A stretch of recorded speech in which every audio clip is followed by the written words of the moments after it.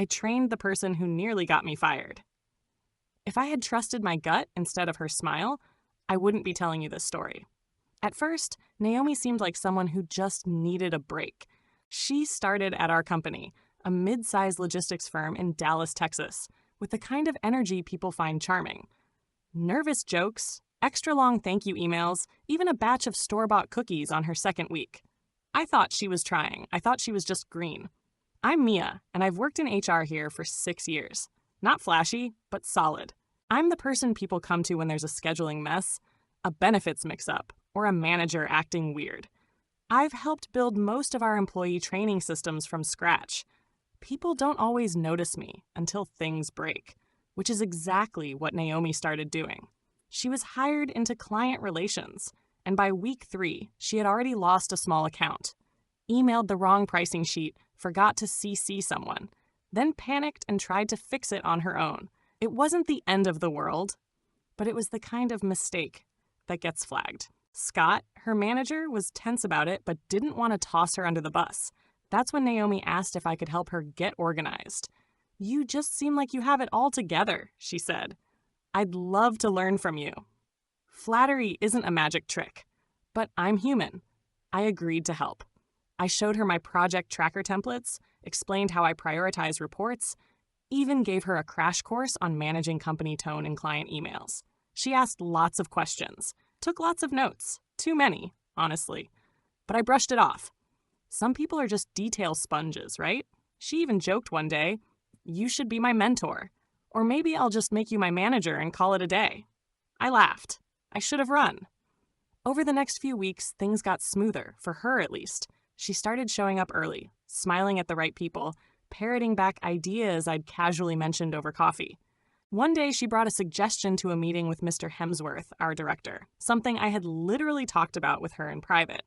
Word for word. "I just think we need a smoother onboarding script. One voice. Consistency." Hemsworth nodded like it was genius. I sat there with my mouth behind a coffee cup, trying not to choke. Was it coincidence? Or was she testing how far she could go? I didn't know, so I let it slide. That was my mistake. It escalated fast. Naomi started CCing Scott on emails I'd helped her write, then deleting my edits from the thread. She started tagging herself as a project co-lead on documents I had already finalized. And once, during an all-staff call, she cracked a joke that made my blood freeze. Mia's been holding it down for years. Now I'm here to give her some fresh perspective. People laughed. I didn't. Olivia, who worked on the sales side, pulled me aside after that call. "I've been meaning to ask," she said. "Is Naomi like your intern or your replacement?" It was meant as a joke, but it hit like a warning. Something in Naomi had shifted. She wasn't overwhelmed anymore. She was performing. Then came the promotion rumor. Someone in payroll let it slip. Naomi was being reviewed for a developmental lead role. It was basically a temporary team lead position that helped with cross-department training. My department. The same one I had been quietly mentoring her through. At first, I laughed out loud. Literally. Then I checked the HR calendar and saw a private meeting booked between Scott, Hemsworth, and Naomi. No one had told me. That was when I knew this wasn't just a misunderstanding. This was a plan. The night before her meeting, I stayed late at the office. I pulled every shared document, every meeting summary, every single file where my name had been replaced or erased. I organized it all. I wasn't planning to attack her. I was preparing to protect myself. What she didn't know was that I'd already seen the early draft of her performance review. Scott had asked me for input weeks ago. I'd given her a glowing review. Because at the time, I didn't know she'd use my kindness as leverage, because I thought we were building something together. The next morning, I sat at my desk with headphones in, not playing music, when Naomi walked in. She looked confident. Not fake confident. Real confident. The kind people wear when they think the game is already won. "Morning, Mia," she said, swinging her iced coffee like a trophy. "You're gonna love what I proposed today." I nodded and smiled like I always do. But in my head, I was already writing the ending to her version of the story. Naomi got the promotion. That alone didn't shock me. What did? The speech she gave the team the next morning, like she was being knighted by the queen. She stood by the front window in the break room, sipping her usual vanilla iced coffee, and said, "This opportunity means a lot to me. I came in with so much to learn, but I stuck it out and brought fresh energy into some outdated processes." Outdated? The same processes I built. The ones she copied, renamed, and now claimed were hers. Everyone clapped politely. I clenched my jaw and smiled. Later that day, she stopped by my desk like nothing had changed, wearing that same syrupy grin. "I know you probably feel weird right now," she said, "but I want you to know I still look up to you, and I hope we can keep that mentor vibe going." That mentor vibe, that was the moment I realized she genuinely thought I was going to keep feeding her. No, actually, she expected it. The days that followed were a masterclass in passive sabotage. She started inserting herself into conversations she didn't belong in. Took over weekly HR updates even though she didn't have access to half the data. Corrected me, in front of Scott, no less, on a policy I had written myself. I didn't snap. I didn't argue. I just wrote it all down. One morning, Olivia dropped by my desk and whispered, "So, Naomi told the new hire you're stepping into a less active role. Is that true?" My stomach dropped. I hadn't said anything like that to anyone. The only person who wanted me in a less active role was Naomi. She was rewriting the story while I was still living it. A week later, I walked past a small group near the copy room. They didn't notice me at first. Naomi was speaking, loudly enough for me to hear. I mean, Mia's great. She's been around forever, but she's kind of set in her ways, you know? I just think it's time for some fresh perspective. Those words again. Fresh perspective. She said it like it was a compliment. Like she was cleaning up something dirty instead of stealing it. I didn't interrupt. I went back to my desk, added another bullet point to my timeline, and kept working. Scott called me into his office a few days later. His face looked tight, like he had already practiced the conversation in his head. "Hey, Mia. I wanted to ask about a few things Naomi brought up. She mentioned some inconsistencies in your onboarding support process." I blinked. Inconsistencies? That process hadn't changed in 4 years. It ran like a machine. The only person who'd messed with it recently was, you guessed it, Naomi. I asked for specifics. He flipped through his notes, but came up short. "It might have just been a misunderstanding," he added quickly, "but it came up in her development review, so I'm just covering bases." I nodded. Understood. But inside, I was boiling. That night, I updated my doc with timestamps, email backups, and an entire folder titled Naomi Adjustments. I kept everything on a flash drive and a private cloud. No drama. Just facts. If she wanted to play the long game, she was going to find out I had been taking notes the whole time. The tipping point came at a quarterly strategy meeting. We were reviewing department performance, and Naomi was asked to present her initiatives. She walked up there like she'd built the company herself. Said things like, "We've been adjusting the HR flow to improve onboarding engagement. Our updated documentation practices have shortened training time." Except none of it was new. It was my work. She just replaced my name with hers. But the final straw? She ended the slide with a bullet point that read, "Consider role restructure. Streamline responsibilities for senior staff." Senior staff. Me. She was literally suggesting I be sidelined in front of our director. And Scott just nodded, like she had made a good point. After the meeting, Olivia found me in the hallway. She looked like she was about to either hug me or punch a wall. "That was your system," she said, and no one said a word. I smiled weakly. They will. Because the thing Naomi didn't understand is that keeping up a lie takes more energy than telling the truth. And she had no idea how much truth I was sitting on. Naomi thought she had won. After the strategy meeting, she started walking around like she was already in a management seat. Changed her email signature to Departmental Development Lead. That title doesn't even exist. She started scheduling meetings without telling Scott, created her own Slack channel labeled HR Ops, and invited a few junior staffers.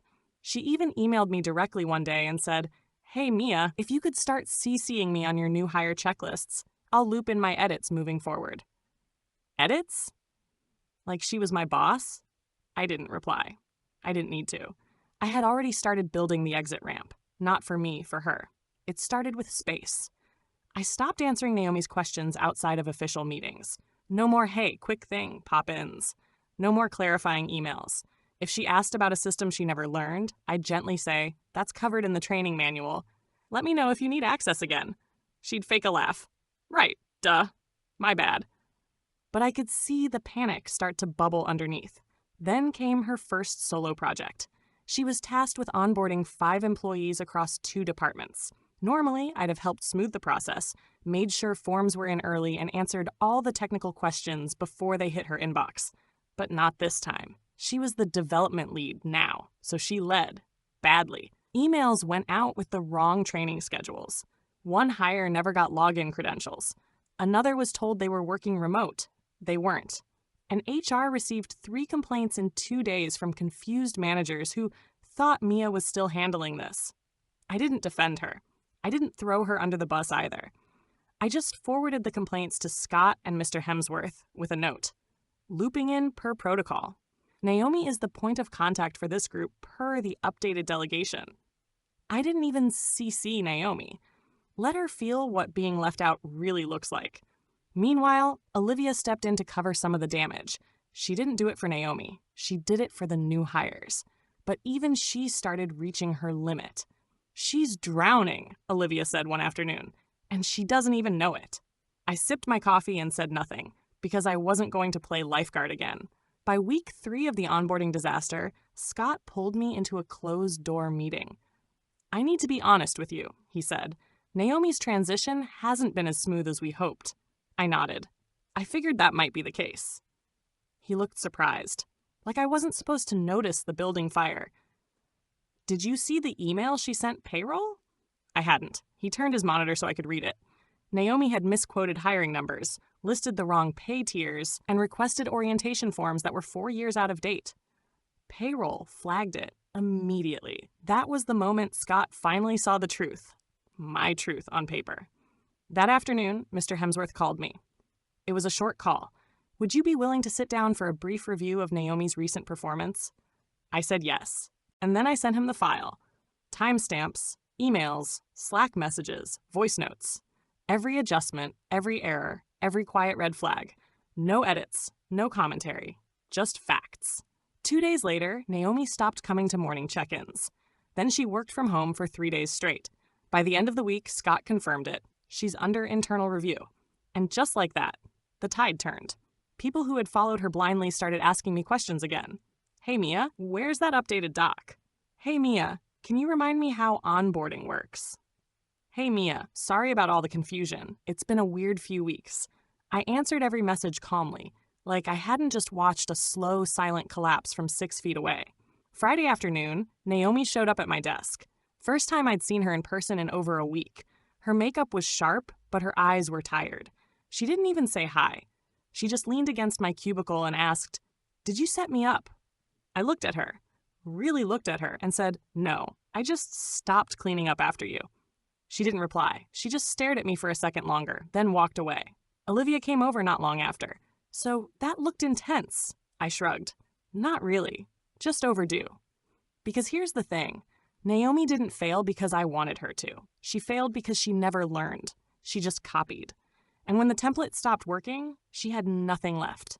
By the time Naomi's review was officially underway, the silence around her said more than any office memo ever could. Her Slack activity vanished. Her name disappeared from meetings. No more chirpy emails, no more hallway power struts. It was like watching a balloon slowly deflate, loud 1 minute, invisible the next. I didn't gloat. I didn't update my coworkers or fuel gossip. I just kept doing my job because I didn't need to celebrate her fall. She'd already made sure the whole company watched her rise, and now, her collapse. Scott met with me privately about a week later. He looked more relaxed than he had in months. "Thank you," he said, "for how you handled this. I didn't see it clearly until the end." I nodded. I wasn't going to rub it in, but I appreciated that he finally admitted what I'd been silently carrying. She had potential, he added, more to himself than to me. But she didn't know how to build, only how to imitate. That part stuck with me. It wasn't bitterness, it was truth. 2 weeks later, Naomi resigned. No dramatic email, no big goodbye. Just a short message sent to HR. Effective immediately. "I've accepted another opportunity. Thank you for the experience." I wasn't surprised. People like her don't stick around so they lose control of the narrative. She needed an audience, not accountability. And here, the show was over. Olivia swung by my desk the morning after. She handed me a vanilla iced coffee, Naomi's old favorite. Felt right to reclaim it, she joked. I laughed. Never liked it that much anyway. It was the kind of moment that reminded me how different real friendship felt.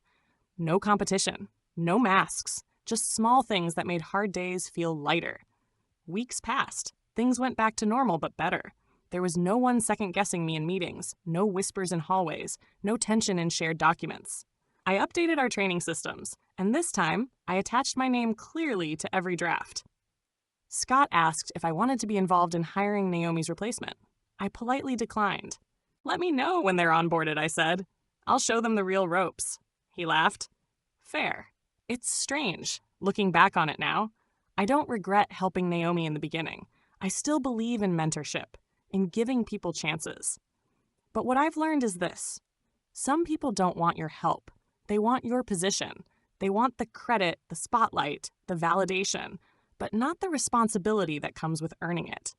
Naomi didn't fail because she was inexperienced. She failed because she thought mimicry was enough. She didn't want to grow. She just wanted to replace. I still have the flash drive I used to document everything. Haven't looked at it since. Not because I'm afraid of what's in it, but because I no longer need to prove anything. My work stands on its own. Always has. If Naomi ever reads this, I don't have a message for her. No big moral, no warning, no look at me now energy. She got exactly what she asked for. And I finally got something better. Peace. Thank you for listening. If you enjoyed, please like, share, and subscribe for more content. If you want to share your stories, please comment below. Additionally, what is your opinion on the poster's decision?